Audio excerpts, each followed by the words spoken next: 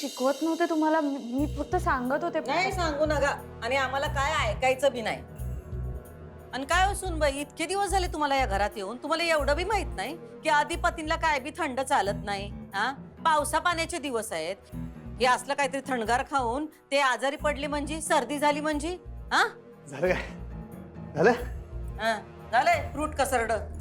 ओ आई साहेब, हे fruit custard असते, हे नाव कस्तर आहे पण लय मार लागते, त्यानं काय आजार बिजारी पडत नाही. हा, आजारी नाही पडणार म्हण. खाल्लंय का खवा? काय बोलताय तुम्ही? हा खाल्ले मी, ह्याच्या आधी खाल्ली की 1-2 वेळा हॉटेलात खाल्ले. आता तर काही घरीच बनवल्यात मास्तरीन बाई. बाहेरच्या पेक्षा कधी बी घरचं भारी आहे की नाही?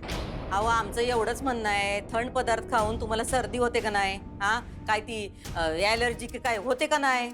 नाही कुठे, एकदा खाल्ल्यावर लगेच एवढं थंड नसती ते. काय नाही होत, उलट त्याने मी त्यांना जरा सगळ्यांनी वेगळी डिश खायला मिळते ना, आहे की नाही? हो झालं का नाही? चला की, मला वाटलं आत्ता उतर झालं असेल. एक वाडका मला द्या, एक वाडका आईच्या बाजूला आत्ताच्या आत्ता पडदीची द्या. हो. नाही नाही, आम्ही असलं काही खात नाही. ज्या पदार्थाचं नावच आम्हाला आवडत नाही ते काय कसरड का काय असलं आम्ही काहीच खात नाही. जातोय. हो थांबा थांबा आई साहेब, तुम्ही खाल्लं नाही तर मग मी बी खाणार नाही. आम्ही कसं खाणार तुम्ही खाल्लं नाही? नाही, तुम्हाला आवडतंय ना व, स्पेशल तुमच्यासाठी केलंय, खावा तुम्ही खावा. आम्ही नाही खाल्लं म्हणून काय झालं? नाही नाही, त्यांच्यासाठी स्पेशल असं नाही, मी सगळ्यांसाठीच करते मॅडम. प्लीज तुम्ही थोडं टेस्ट तरी करा प्लीज. नाही नाही, हो नाही हो आई साहेब, आई साहेब खायला लागते, खायला लागते. डन, काय आयटम आहे एकदा फक्त तुम्ही फक्त ट्राय करून घ्या. चला आपण बाहेर जाऊन बसूया. मस्त मी पडपडीत आवडा. हो हो. काहीतरी तुमचा हट्ट असतोय आधी. काय नाही काय नाही, मी सगळ्यांनी बोलवतो समोर.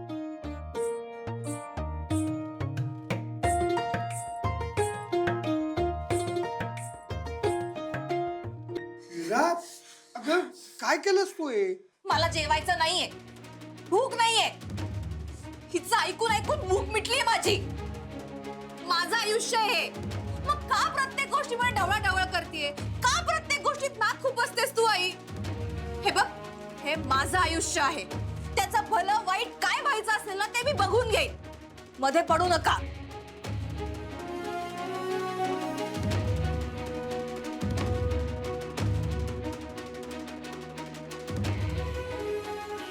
विद्या, विद्या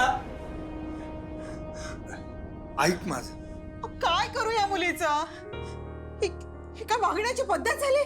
विद्या हे बघ, शांत हो तू जरा. अगं ती चिडलीये, आता तू पण चिडून तिच्यावर राग काढायला जाणार, तुमची भांडणं होणार. यातनं काही मार्ग निघणार आहे का?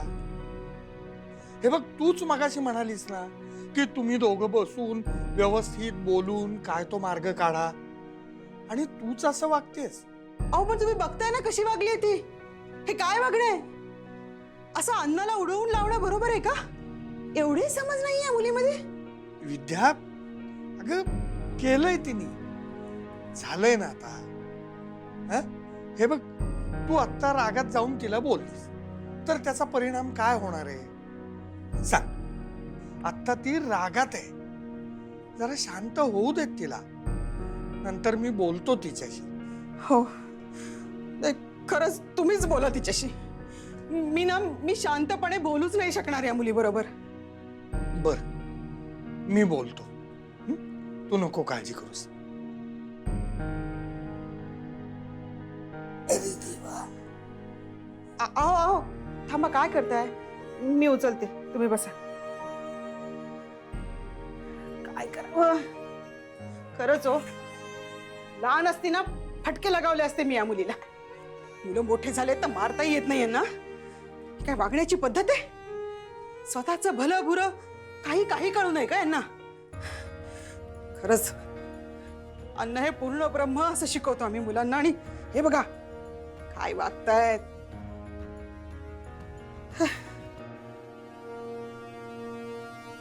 अरे वा, सुनबाईनं काहीतरी भारी केलेलं दिसतंय बरं का. तू बघ फक्त आता. हा पण हाय काय ती म्हणजे आज असं काचेच्या वाटीत एकदम. अयो, फळांचे तुकडे तर आहेत फक्त. हा मॅडम, तुम्ही घ्या ना, थोडस टेस्ट तरी करा. नाही पण आज असं हाय काय की तुम्ही एवढं गोडधोड करायलाय? हो, आम्ही तुम्ही सांगितलेली रीत पूर्ण करून आलो ना, जिंकून आलो, म्हणून माझी इच्छा होती काहीतरी गोडधोड करावं. म्हणून फ्रूट कस्टर्ड केलंय. नाही म्हणजे काय म्हणायचं काय याला, काय हाय काय ते? नाव कळल्यावर काय चव बदलत्या काय? खाऊन बघ बाळ, खाऊन बघ, मग तुला पाहिजे ते नाव तूच ठेव. हा खा.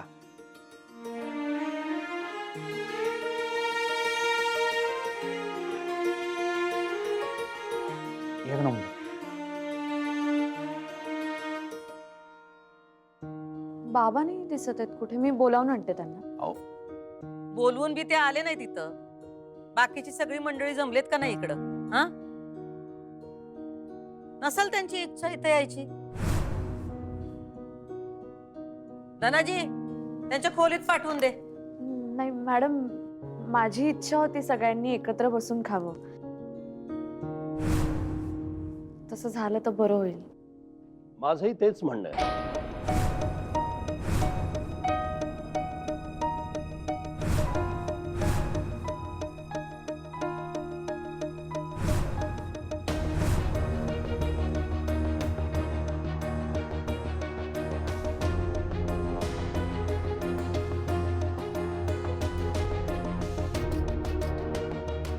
मलाही सगळ्यांच्या बरोबर खायचंच आहे एकत्र.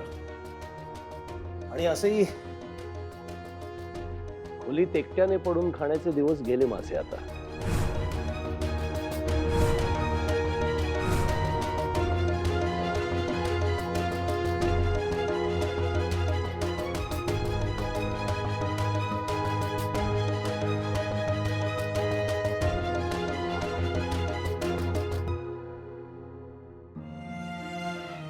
काय हो, खाल्लं ना तिने शेवटी?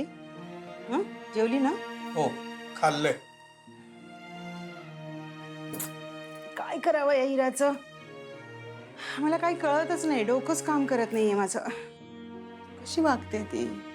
त्या अगं तुला किती वेळा सांगितलं, जरा तिच्या कलानी घेत जा ना तू. हो ते तू हिरा, कुठे निघालीस? श्वास कोंडतोय माझा या घरात. मोकळ्या हवेत जाऊन येते. काय ह्यातही तुला हरकत आहे? अगं काय बोलतेस तू? अगं किती वाजले तिरा, इतक्या उशिरा कुठे जाणार आहेस तू? शतपावली करायला चालले का आता ह्यासाठी तुझ्याकडे लेखी अर्ज देऊ आणि परवानगी मागू? बघा, बघितलं कशी बोलते, बघितलं? बाबा तुम्हीच सांगा तिला. मी माझी काळजी स्वतःची घेऊ शकते, तू स्वतःची घे. विद्या, अगं जाऊ देत ना तिला. हं? जा बाय, पण जास्त लांब जाऊ नकोस आणि लवकर परत ये. हो.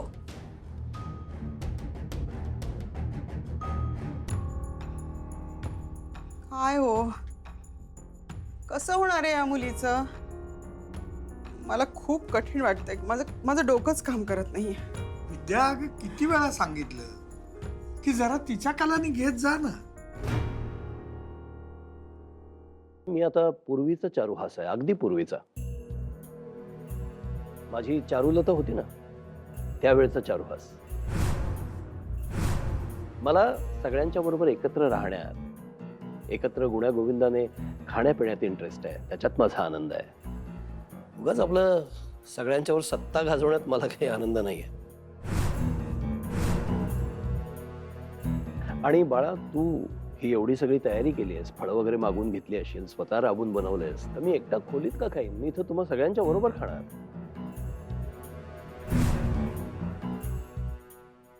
तूही घे ना बाळा. हो मी घेते, पण मॅडम घ्या ना तुम्ही, आधी टेस्ट करा ना प्लीज. खाऊन तर बघा, एक घास खाऊन बघा, नाही आवडलं तर राहून दे, पण टेस्ट तर करा आमच्यासाठी. हा, खाणारच आहोत की आम्ही.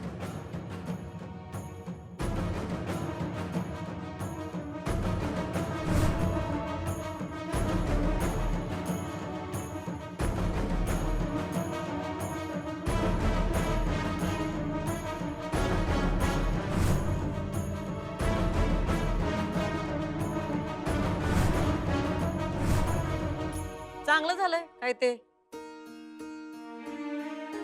हाताला चव आहे तुमच्या. कसंय सुनबाई, जे काही चांगलं असेल का नाही त्याला आम्ही चांगलंच म्हणतो, आणि जे चुकीचं असेल ते चुकीचंच. पण कसं आहे ना सुनबाई, तुमच्या हाताला चव आहे, तुमच्यावर अन्नपूर्णा प्रसन्न आहे, म्हणून तुम्ही स्वयंपाकघरात जाऊन काम करायची काही गरज नाही. तुम्हाला जे काही शिकवायचे ते शिकवा, धनाजीला करेल तो. तुम्हाला स्वयंपाकघरात जायची काही बी गरज नाही. हो, तुम्ही म्हणताय तसं काही पदार्थांची रेसिपी सांगितली मी त्यांना, पण हा मग आता मला करावंसं वाटलं म्हणून केलं. अक्षरा करेक्ट आहे. एकतर हे अप्रतिम झालंय, अप्रतिम झालंय. आणि काही पदार्थ स्वतःच्या हाताने बनवून आपल्या माणसाला देण्यात जास्त मजा असते ना. तू बनवत जा. बरं, हे इतकं परफेक्ट झालंय ना, म्हणजे गोडीला म्हणशील तर जास्त नाही आहे, फिकं नाही आहे, एकदम परफेक्ट आहे. जशी तू परफेक्ट आहेस ना तसंच. म्हणजे ताई म्हणते तसं खरंच लय भारी झालंय बरं का. करत जा की आदनं मधनं. हा हा दुःखा झालं. सगळ्यांनी एवढं आवडलंय, मी काय वेगळं सांगणार तुम्हाला. तुमच्या हाताची चव, तुमच्या मनातला सगळा गोडवा एक नाही याच्यात उतरलाय. हो, पास झाला आता. साधीच डिश आहे ती, एवढं काय कौतुक करते. त्या वाट्या द्या ना. नाही नाही, ठीक आहे. बघितलं का, पडत्या फळाची आज्ञा नाही. म्हणजे बायकोनी कामं सांगितली आणि अधिपतीने लगेच ऐकली. म्हणजे आई साहेबांवरचं प्रेम काय कमी झालं का काय अधिपतींचं? हा नाही, म्हणजे आईसाठी कामं करावीत. आईसाठी कामं केली की नाही का मग पुण्य मिळतंय म्हणून म्हणलं. काय मावशे, तू पण का नाही ही गोष्ट कुठे घेऊन जाशील. आईसाहेब आमच्यासाठी काय आहेत ते त्यांना माहिती आणि आम्हाला माहिती. पुण्याच काय घेऊन बसलेस तू? पुण्य त्यांच्यासाठी आम्ही माफ करू. पुण्याचं सोडून जीव देऊ शकतो मी त्यांच्यासाठी, त्यासनी बी माहित आहे, एवढं लक्षात ठेव.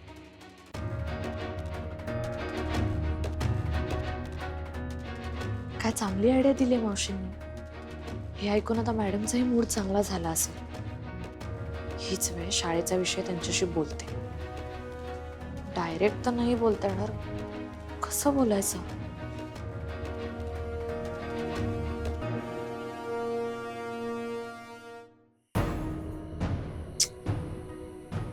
काय माणूस आहे हा. इतक्या वेळा फोन करते, साधा फोन उचलत नाहीये. आणि इतक्या वेळा फोन करते म्हणजे अर्जंट आहे, कळत कसं नाहीये तुला?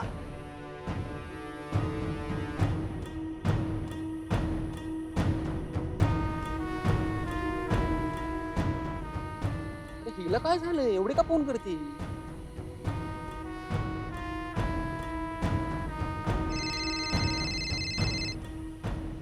हॅलो. काय रे, किती वेळा फोन केले, उचलला का नाहीस? 8 तर गेले. काय निर्लज्ज आहेस तू. 8 वेळा म्हणून काय सांगतोयस मला? अगं चिल चिल इरा, हे बघ मी बाईक चालवत होतो. अगं कसा फोन करणार आहे मी तुला? आणि काय झालं काय, आभाळ कोसळलंय का काय एवढे फोन करतेस? बरी आहेस ना तू? हे बघ, मला आत्ताच चत्ता भेटायला ये. अरे किती वाजले 13 रात्रीचे? एवढ्या रात्री कुठं भेटणार आपण? सकाळी भेटूयात ना. हे बघ निखिल, तुला जर आपल्या भविष्याची काळजी असेल तर तू मला 10 मिनिटात आत्ताच्या आत्ता माझ्या घराजवळ भेटायला येशील. मी वाट बघतीये. अगं हॅलो हॅलो इरा. अरे अशी काय? अधिपती, मला आता एक कल्पना सुचलीये, मी सांगू का? सांगा घेऊ, एक काय 10 सांगा. आईसाहेबांसाठी आम्ही काय बी करू शकतो. नाही नाही, काम नाही, मला एक आयडिया सुचली आहे. तुम्ही आता म्हणालात ना तुमचा जीव आहे मॅडमवर, प्रेम आहे, तर मावशी जे बोलतायत ते बरोबरच आहे. मलाही असं वाटतं की तुम्ही मॅडमच्या नावाने काहीतरी दान केलं पाहिजे. म्हणजे बघा, तुम्ही जर त्यांच्या नावाने दान केलं तर त्याचं पुण्य मॅडमनंच लाभणार आहे ना. दीर्घायुष्य लाभेल त्यांना. मला तरी असं वाटतं की तुम्ही पुण्याचं काम केलं पाहिजे. दान करायचं म्हणजे कसं नेमकं?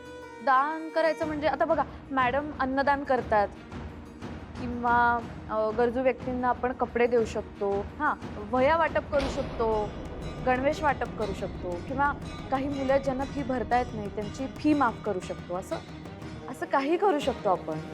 तुम्ही जर असं दान केलं ना अधिपती, तर त्याचं सगळं पुण्य मॅडमना मिळणार. मला वाटतं तुम्ही एकदा विचार करायचा.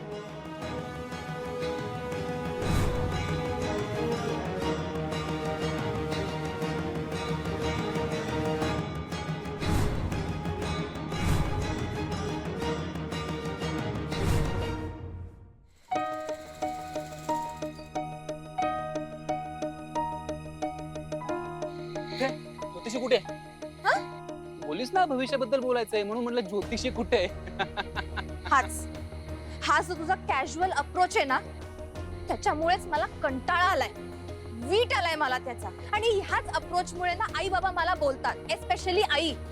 त्यात काय नवीन आहे? तुझी आई ना सतत भांडतच असते. सोड ते सोड, तू मला इथे का बोलवलेस ते सांग. आणि हे काय भविष्याबद्दल बोलायचंय? निखिल अरे, आई बाबा जे मला बोलतायत त्याच्याबद्दलच बोलणार की नाही मी. हा, आणि ते तुझ्याशी कनेक्टेड आहे म्हणून तुला बोलवलं की नाही इकडे. आता काय पुन्हा तेच? नाही, नवीन आहे. आता काय नवीन? आपण लग्नाबद्दल काहीही डिसिजन घेत नाही आहोत, म्हणून माझी आई माझं नाव वधूवर सूचक मंडळात नोंदवतीये. काय?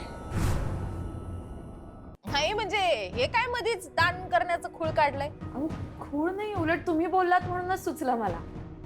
अधिपतींचा एवढा जीव आहे मॅडमवर, त्यांनी मॅडमसाठी एवढं केलंच पाहिजे. आणि पुण्याचंच काम आहे की. असं कसं सुचलं? म्हणजे मावशी तर सणवाराला दान धर्म करतीच की, आणि आज काय कुठला सणवार बी नाही. दान करायला काही मुहूर्त बघायची गरज नसते. आणि कारणच जर हवं असेल तर बघा, आम्हाला मॅडमनी 10 दिवस रीत पूर्ण करायला बाहेर पाठवलं होतं. ते एक व्रत होतं असं आपण समजूया, आणि त्या व्रताचं उद्यापन करूया अशा पद्धतीने. हे भारी. हे बघा सुनबाई, आम्ही लय दान धर्म करतोय. शेतीत बियाण्यासाठी पैसा हवा असतील आम्ही देतोय. कुणाचं लग्न असेल, कोणी आजारी असेल तर आम्ही पैशाची मदत करतोय. पण शिक्षणासाठी आम्ही काही मदत करत नाही. कारण ज्या गोष्टीवर आमचा विश्वासच नाही त्याच्यासाठी आम्ही कशाला मदत करायची, आणि ते पुण्य आम्हाला कसं लाभणार? अहो मॅडम, असं का बोलताय? उलट जर तुम्ही गरजू विद्यार्थ्यांना मदत केली तर फक्त त्यांचेच नाही, त्यांच्या घरच्यांचे आशीर्वाद मिळतील आपल्याला. अहो पण अधिपती, आम्ही जेवढं दान करतोय ते काही कमी आहे का? हा, कितीतरी जणांचे आशीर्वाद मिळालेत की आपल्याला आजवर. आता आम्हासनी सांगा, पोरासनी असा गणवेश आणि पुस्तकं वाटून काय पुण्य मिळणार आहे? पोरं कसला आशीर्वाद देणार आपल्याला? उगाच आपलं काहीतरी. नाही पण आईसाहेब, तुमचीच शिकवण आहे. मुलं ही देवाघरची फुलं असतात, तुम्हीच म्हणताय की. आणि समजा एखाद्या पोरग्याचं शिक्षण पूर्ण झालं आपल्यामुळं, तो शिकून मोठा झाल्यावर 4 जणांचं कुटुंब पोचतो. केवढं मोठं पुण्य आहे एवढं लक्षात घडलं. बघा, हे भारी सुचवले मास्तर तुम्ही. आम्ही आमच्या आईसाहेबांसाठी एवढं का होईना आम्ही करणारच. काय दान करायचं ते आपण करूया. काय आईसाहेबांच्या नावानं जे काय असेल, वह्या पुस्तकं, पोरांचे गणवेश, शाळेची दप्तर, फी बी काय जे काय असेल माफ करायचं, आपण सगळं करू. अधिपती, का करायलाय तुम्ही हे? काही गरज नाही त्याची. पण आम्हाला गरज आहे त्याची आईसाहेब, असू दे. आणि तसं बी आमच्या वाढदिवसाच्या वेळी तुम्ही म्हणला होता का नाही, तो कार्यक्रम आपला करायचा राहून गेला. तुम्ही म्हणला की त्याच्याऐवजी कुठेतरी दान धर्म करून टाका. ते आपलं राहून गेले, ते या निमित्तानं होईल की. बघा, काय बी करून हे पुण्य आम्हाला तुमच्या पदरात पाडायचं आहे. वा अक्षरा, अगदी योग्य निर्णय घेतला यानं. आणि आई, तो आपल्या मतावरती ठाम राहू शकतो हे पण कळलं आपल्याला आज. थँक्यू. हा, मी शाळेत कळवते सगळं लगेच. थँक्यू कशाला, आमच्या आईसाहेबांसाठीच करायला लागलो. हे बघा अधिपती, आम्हाला तर हे सगळं काही पटलेलं नाही. आईसाहेब, तुम्ही घ्या पटवून. मी तर म्हणतो गरिबासनी आपण अन्न वाटप करूया, धान्य वाटप करूया, अजून जमल तसं काही ना काही दान करूया. काय पण करून हे पुण्य आम्हाला तुमच्या पदरात पाडायचं बघा आईसाहेब. आमच्यासाठी नाही म्हणणार.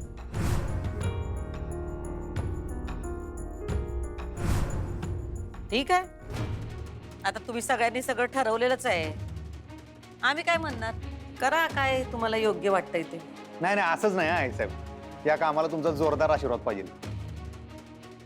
हाय हो अधिपती, आमचा आशीर्वाद कायमच तुमच्या पाठीशी आहे. करा काय करायचं ते करा.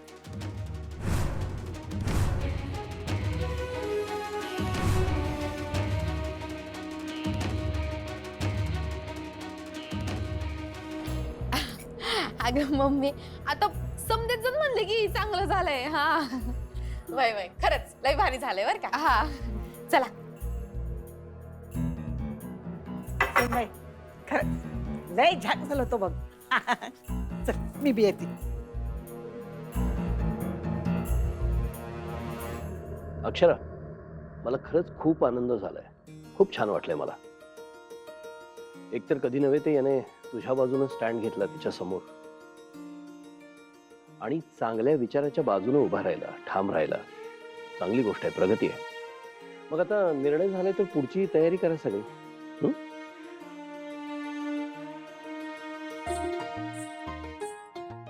फुलपगारे सरांना फोन करते आणि किती गरजू विद्यार्थी आहेत, काय काय साहित्य लागणार आहे, या सगळ्याची यादी मागवून घेते.